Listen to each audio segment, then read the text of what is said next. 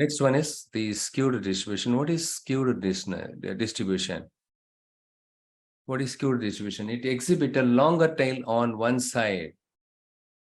There are two types of skewed distribution. The left side is skewed distribution, and right side is skewed distribution.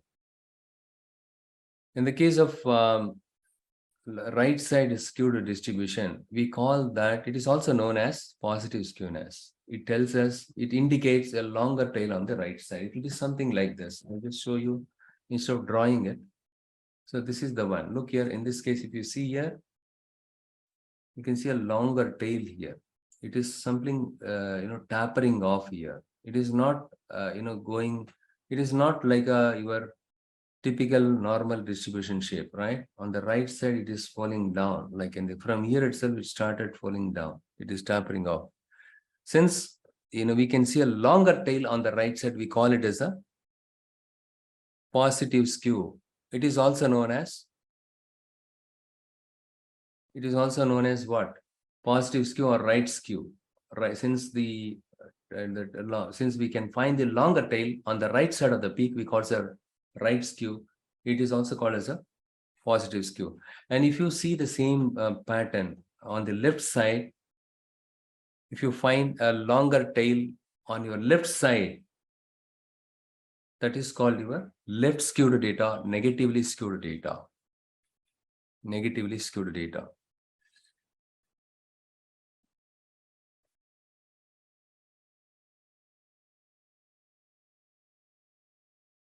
Okay.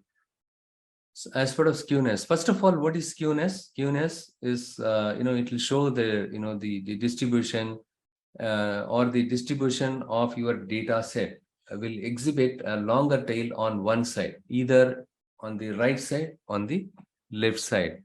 If I have to tell you in a single word, what is skewness is all about. Skewness is a measure of symmetry. Using skewness, we can tell, it is a measure. Skewness is a measure. This measure helps us to understand the level of symmetry in your chart. Okay, so whether the given data is left skewed or right skewed, we can tell quickly with the help of skewness. We have something called skewness measure. Okay, and this is your right skewed data. And what is the normally distributed? So incomes have a smooth distribution. It is a normally distributed data. Using histogram, you can find out the distribution pattern of your data set. And also, we have something else called box plot. Using box plot, also you can find out the distribution pattern of your data. You can see that the median is there in the middle, right? Exactly. And then in the rectangle, if you see on the right side and left side of the rectangle, almost same, right? The width is almost same. And the minimum and maximum, right? And we don't see somewhere longer tail or, it's all both this, things are same. But in the real world, believe me or not, none of the data are exactly the normally distributed. There will be some kind of asymmetry will be there. If the asymmetry is too much, like if the tail is tapering on the right side abruptly, right? So that is your right skewed data. If you find any tail, longer tail on the left side of your peak, we call it left skewness.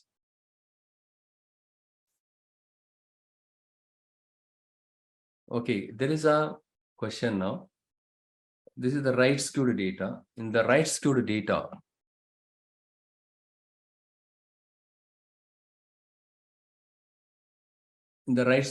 which one holds true? Anyhow, I will come back to that a little later. So this is the data set, okay?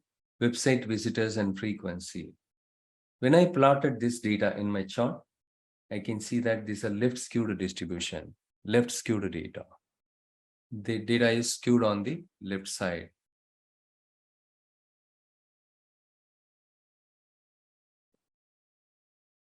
Okay, in this case, website visitors. Yes, the website visitors, we are seeing it here. Okay, fine. And here, what we can understand with this data set, we can see that the 10 instances of having between 0 to 100 visitors to your website. And then 20 instances of having between 100 to 200 visitors. And 200 to 300 visitors are there for 30 instances. Okay. 200 to 300 customers, they visited your website 30 times. That is what it tells us. And the 300 to 400 customers, they have visited your site the 40 times. Between 300 to 400 customers. Okay, they visited this one. Okay, that is what we can see, that the shape of the distribution, if you see on the right side. Okay, here we can see that it's a left skewed distribution. It is a left skewed distribution. So this is what your peak.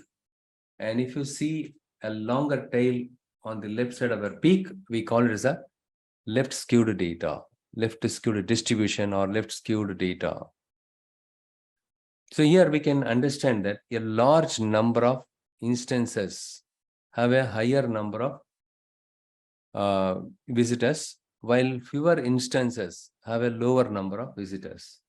So here 0 to 100 lower number of visitors, right? Only fewer instances. But here we can see that high number of visitors. So 1,000 to 10,000 customers, they visited almost 200 times, right? Almost 200 times in your website.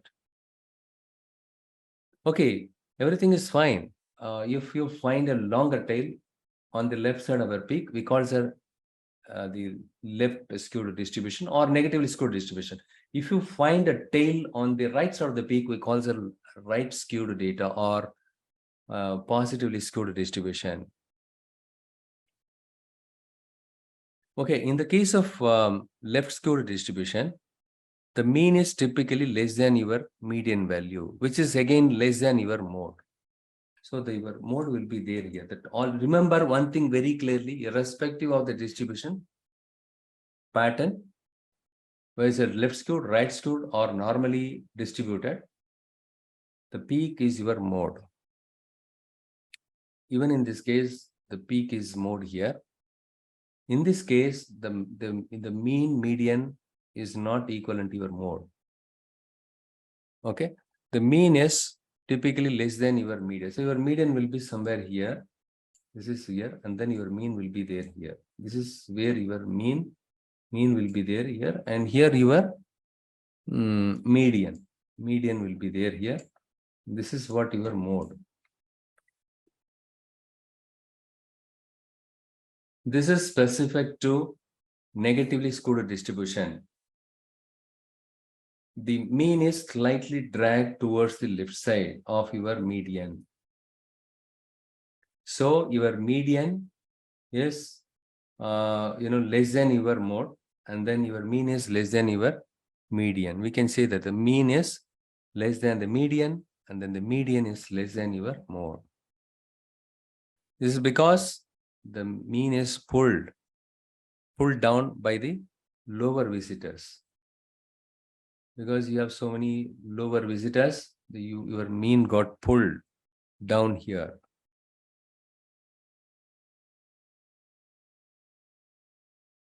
Okay, so can we see outliers here? 0 to 100, we can see only 10 visitors are there, right?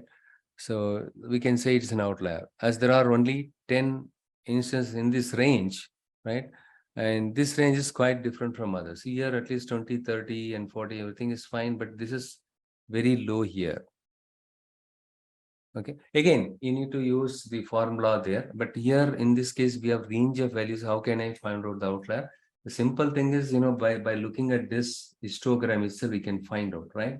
This one seems to be very less, 10, 20, 30, 40, 50, 60, 50, and 100 and 200. Okay, and this one is very small compared to the rest. Hence, it's kind of an outlier here. In the case of left or negatively skewed distribution, okay, how we can understand? By looking at the frequency itself, we can understand, right? Whether it's a left skewed or right skewed. So how you can find out here, how we can make out by looking at the frequency, whether it's a left skewed or right skewed, how we can find out here.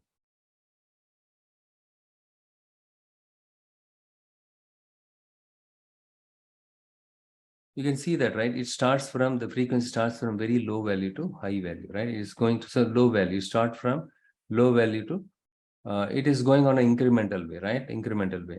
If it is in the opposite way, let's say we say this is a kind of an ascending order. If it is in the descending order, 200 will be there, 100, that is your right skewed distribution. By looking at the frequency itself, you can tell quickly, hey, is this the left skewed or right skewed?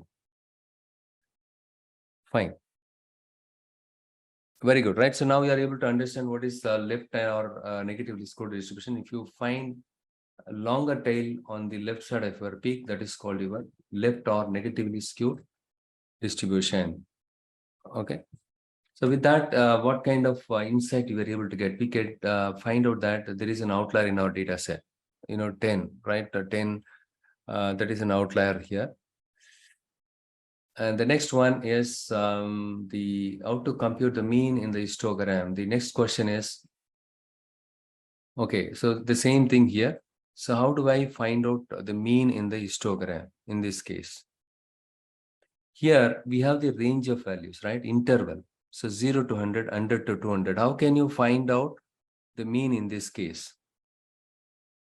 And here also we can see that the interval, if you see 0 to 100, 100 to 200, 200 to 300, everything is fine, but here suddenly 1000 to 10,000 is there. Computing the mean from this kind of histogram is a little bit tricky because the bins are having unequal width here. So here the equal width, 100, 100, the width is 100, right? 100 to 200, the width is 100, and 200 to 100 is 200 to 300, the width is 100. But here suddenly 1000 to 10,000, the width is unequal here. Ideally, it should be equal, the width. So, but the common approach is we use the midpoints of the bins. Right? So we will use the midpoints of the bins as representative values for our range, for that range. Okay. So in this case, we need to identify the midpoints of the bins. Okay, this is very important. Look here. They will ask you this one also. Even you believe me or not, there are some data scientists, they don't know this one.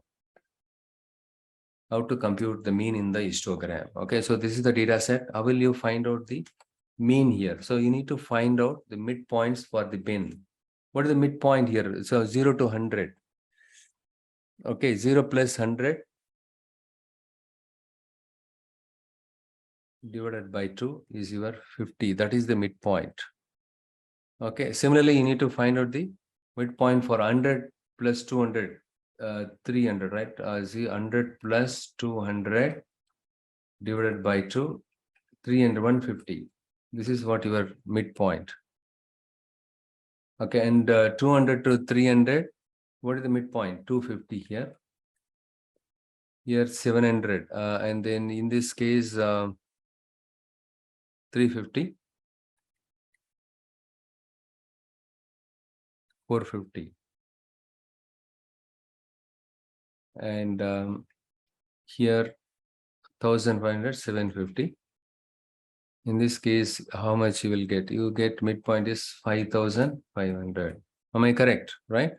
Okay. The next step is you need to multiply this midpoint by the frequency. In this case, the frequency is 10, right? So 50 into 10, which is nothing but 500. And 150 into 20 is how much? You get 3,000.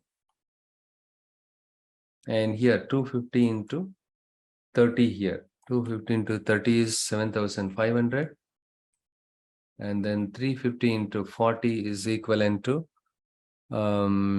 sorry, here 300, right? Not 350. Yeah, sorry, 350, correct. 350 into 40, 1400.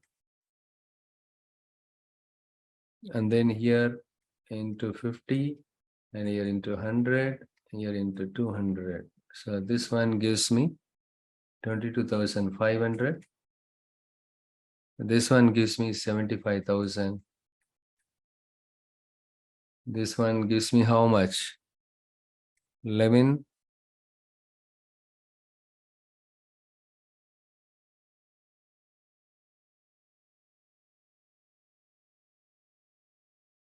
Okay, something like that. So this is what the value we got it. First, the step one is you need to identify the midpoints.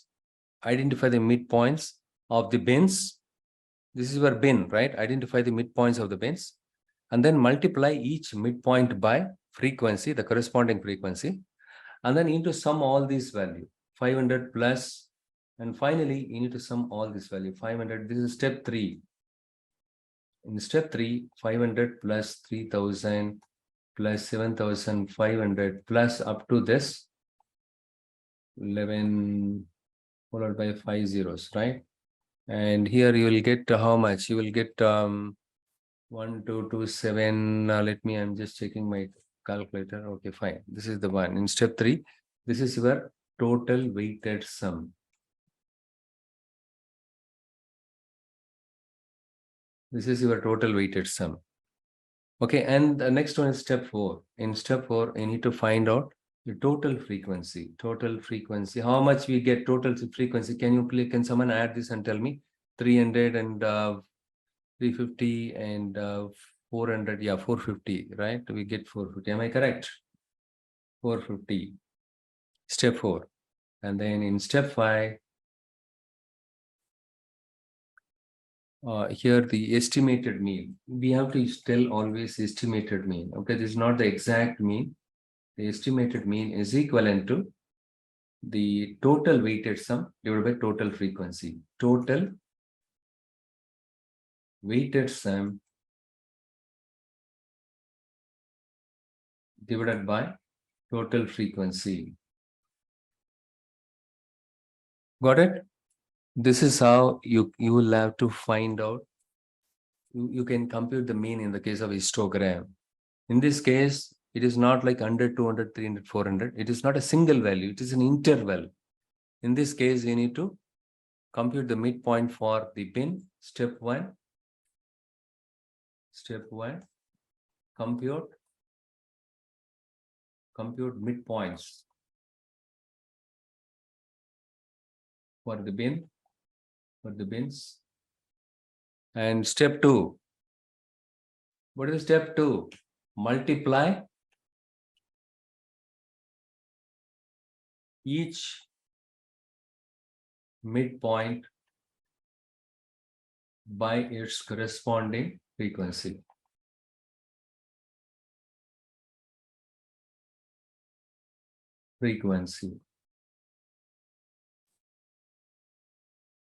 Step 1, compute the midpoints for the midpoints. Midpoints, you need to add these two values divided by 2 midpoints. Okay, for each bin you need to find out, and then you need to multiply each midpoint by the corresponding frequency. Step 2.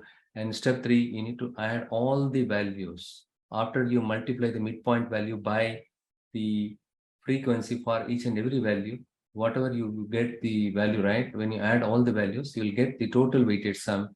And in step 4, you need to compute the total frequency and total weighted sum divided by total frequency, your estimated mean. So in this case, how much are we getting at? The estimated mean is 2728.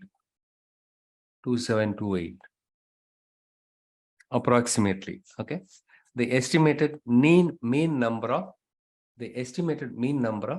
visitors is approximately 2028. This is the estimated mean number of visitors. And now you can do kind of an estimation with this.